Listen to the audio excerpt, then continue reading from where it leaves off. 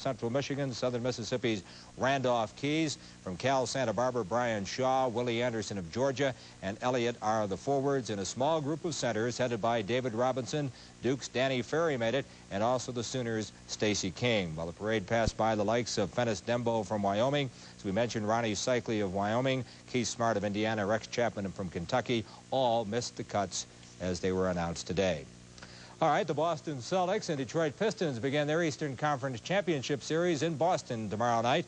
The two clubs really went at it last season with the series going 7 games, and I'll tell you what, it was physical, and that they expect it to be the same way this year. Pistons are a very tough team, but that doesn't faze Larry Bird. I don't think there's anybody on the Celtics that really worry about that. I think it's completely blown out of proportion. Of course, they throw guys around a little bit, but so does Atlanta. And it didn't do them any good. What we're going to try to do is just go out there and play good basketball, try to rebound, move the ball up the court, and then hit our shots. Champion L.A. Lakers get out of the gate fast last night, beating Dallas 113-98, game 1 of the Western Conference title series. James Worthy showed the way. He had 28 points, and Byron Scott chipped in with 23 as the Lakers blew it open in the 4th quarter and showed no ill effects of that 7-game series against the Utah Jazz. Baseball, National League President Bart Giamatti has handed out another suspension, this one to the Dodgers' Pedro Guerrero, the 3rd leading hitter in the National League. Guerrero was suspended for 4 games and fined $1,000 for throwing his bat at Mets pitcher Dave Cone on Sunday. The bat throwing came after Cone had hit Guerrero with a pitch. He started slowly towards the mound, and then both benches emptied, so Guerrero is gone for 4 games. Wrigley Field today in the 10th, the Braves' Ken Oberfeld doubles, scoring Dale Murphy. First run of the game off Jamie Moyer, who had pitched a one-hitter up till then. Atlanta led Chicago 1-0. Then Bruce Benedict doubles, and Oberfeld will come around to score. Again, this is all in the top of the 10th inning, first game of a doubleheader. And then a bit later on, Deion James singles that scores Bruce Benedict as the Braves won their first game under new manager Russ Nixon as they beat the Cubs in the first of 2 today at Wrigley Field. Final score was 3-0 in 10. In the nightcap, though, the Cubbies came back to win it 2-1. Houston and Pittsburgh are scoreless at the end of 1 inning of play. Well, the Broncos have signed 2 free agents. Chris Waltman, who was a tight end from Oregon State, who was a standout in track and field but never played football in college.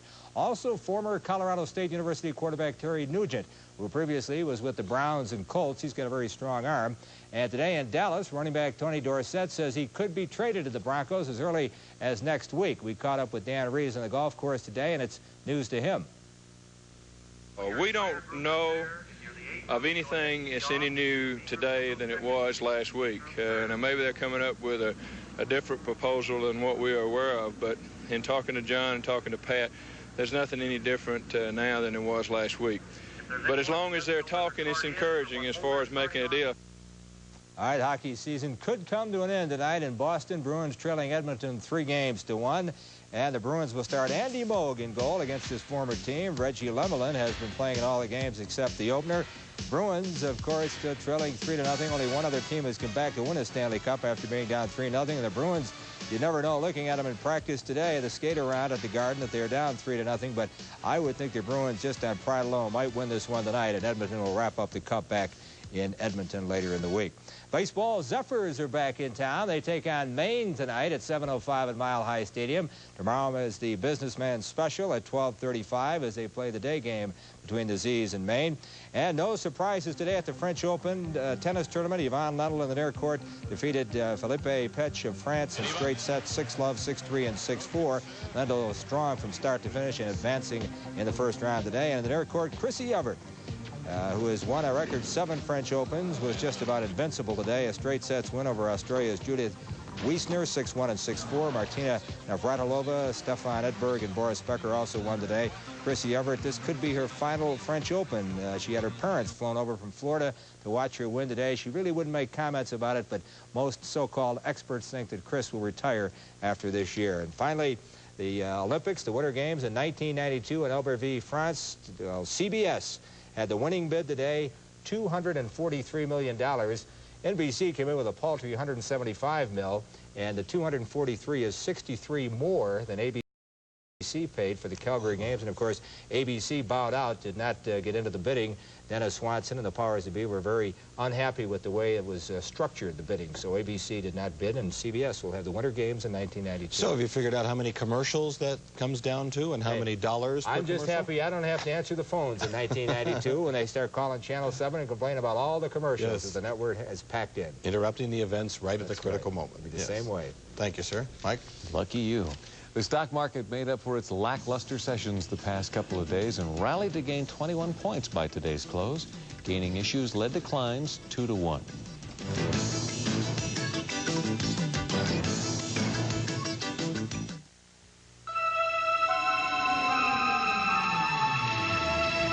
To some people, a Conoco station is just a convenient place to fill up.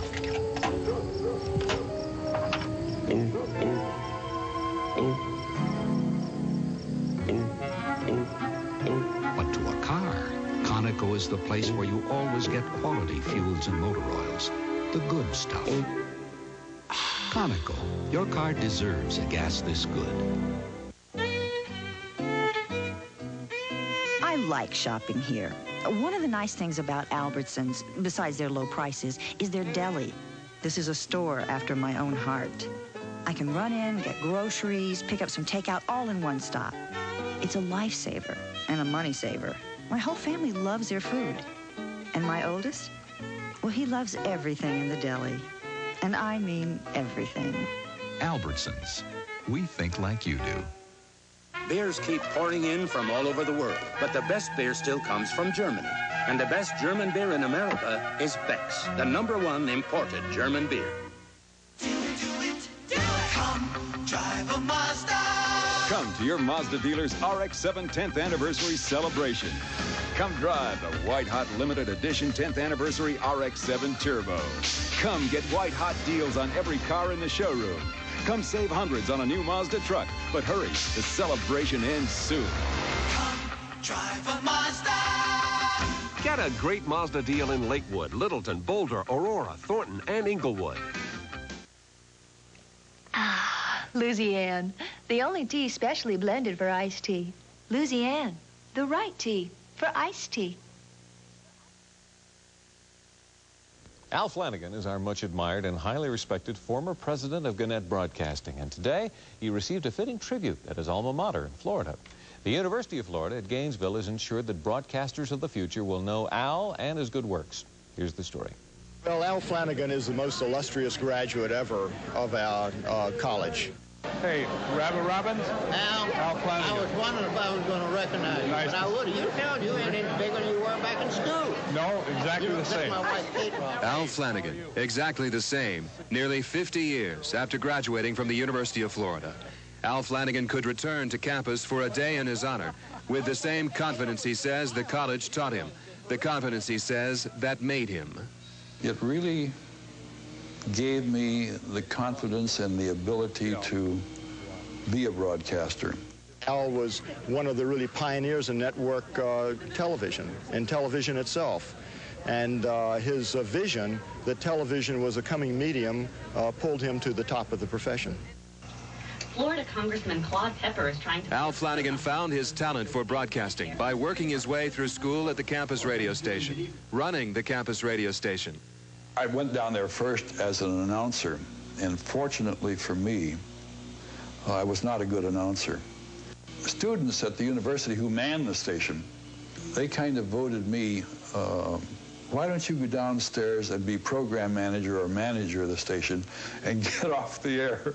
Over the next half-century, Al Flanagan managed radio and television stations and networks the way he charged across the South Pacific in World War II, literally fighting back the enemy with one hand while simultaneously putting a broadcast on the air for the folks back home.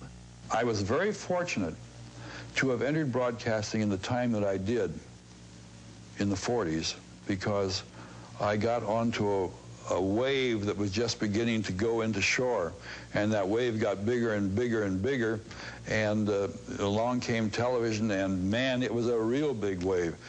There are reasons for naming buildings. In this particular case, the building is named for a person who exemplifies to all of our students and to future generations of students what graduates of this college should be like.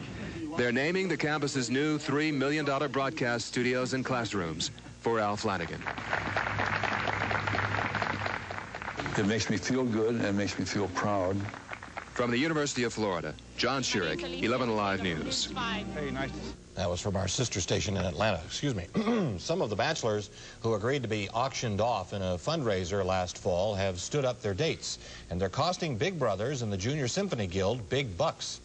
Dates with 36 bachelors were auctioned off last November. 6 of them welched on their dates. So the 2 sponsors have had to return $10,000 to the women who won the bidding. Bert Singleton, the executive director of Big Brothers, told Liz Exon it's an embarrassing case of bad manners on the part of the bachelors.